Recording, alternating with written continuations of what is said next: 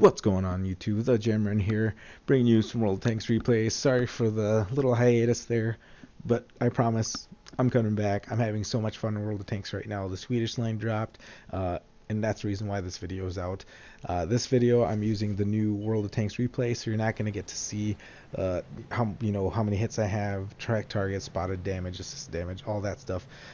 Reason being is the biggest thing this video, if you can tell from the title, is kind of like a cool little show off of the Emil and kind of what I think is the best way to use it. And it'll get you ready to use the Emil 2 and the Kranvagen as soon as you get that, if you're going down this line and get the tier 10. So right now I'm going to show you a good spot for the Emil. The biggest strengths for the Emil is that turret, guys, and the gun depression. The turret is so well angled if you're using your gun depression from ridgeline, and it sits so flat, and there's no commander's hatch for anybody to hit to damage you at the top. They have to shoot at you right at the side of the turret cheeks, but if you use the gun depression correctly, you'll see how well this tank holds up. So I'm pushing up on this, making sure I'm using terrain so as not to get spotted until I get up there. So I know there's always somebody rushing, because I rush all the time. I'm trying to get to the spot to make sure I can see that little C7 line on the other end. I wasn't expecting a Tiger 2 to be this close though. Tiger 2 shows up, and I take a shot at him, hoping, maybe, but his tracks just eat it, which is fine.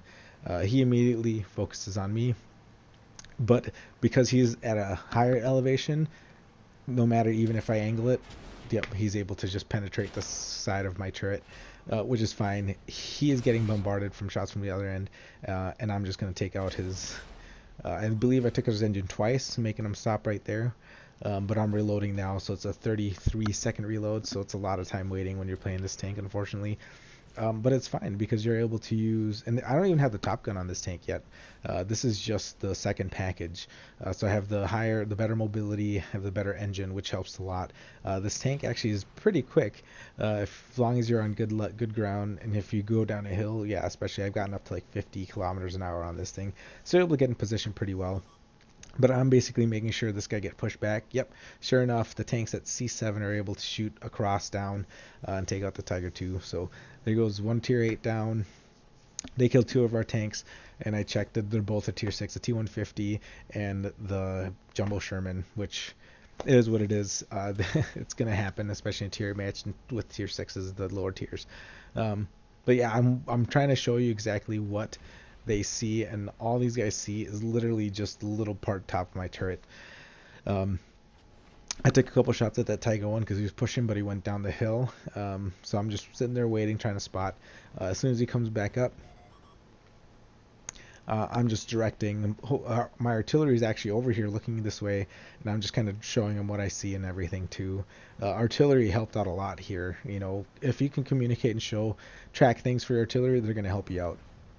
So I'm trying to get into position so you can see what this Tiger 1 sees when he's shooting at me, and sure enough, right there. So he takes a shot at me, stops to aim, but he can't penetrate my turret. So I know I just sit there.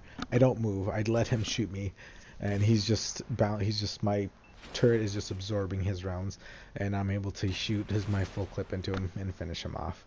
And so I continue to sit there, but you can see just how much of that turret they can see, and what they can see, they can't pen. I have blocked a Panzer 7 with this thing.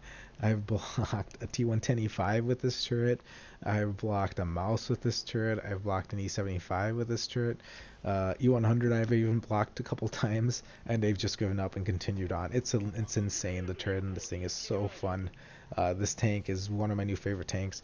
This whole line, guys, the Swedish line, starting with the tier 6, the STRV74. I'm not sure how you pronounce it, but and then the tier 7 is the Leo. That one was probably my second favorite tier 7 tank, next to the Comet.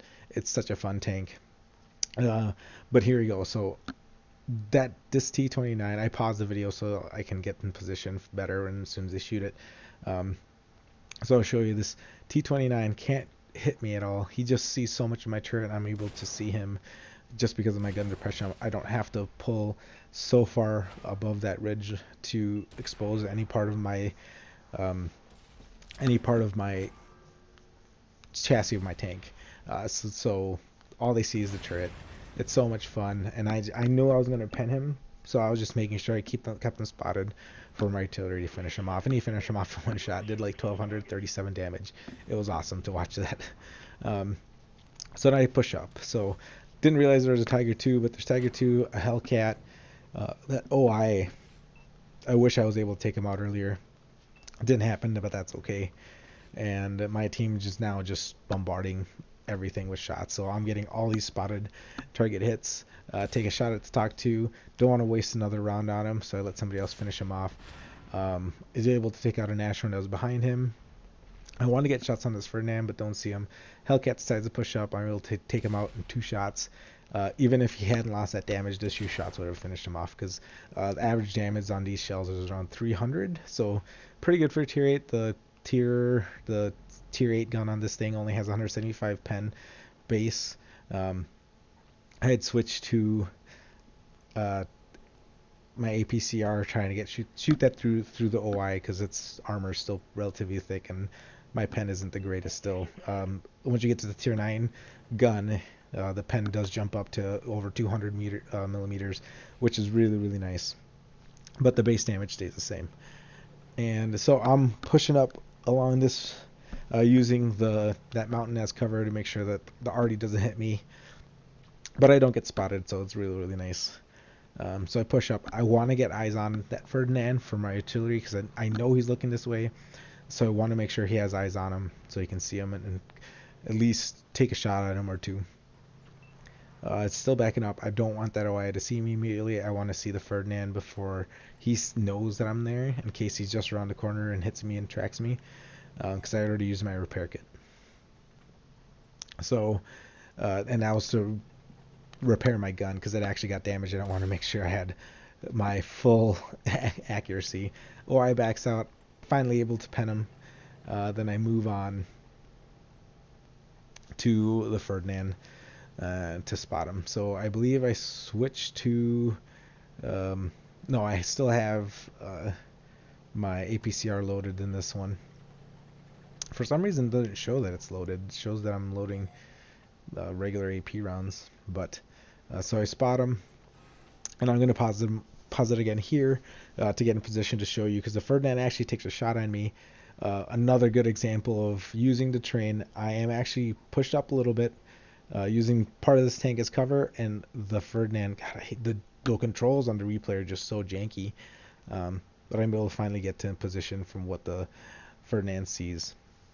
So using the dead Nashorn to see what's there, so I'm going to take shots at him, and boom, there you go.